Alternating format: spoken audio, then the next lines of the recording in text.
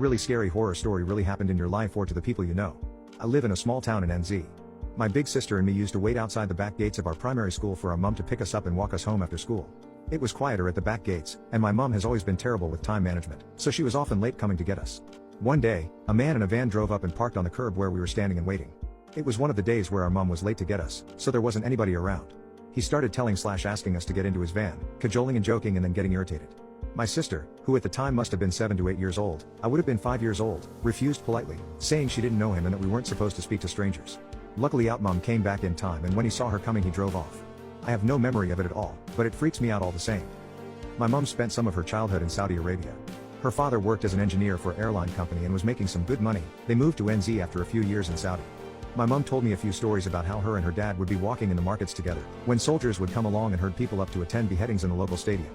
Her dad would always bundle her up into a store and hide around the back so they wouldn't be herded up with the local population.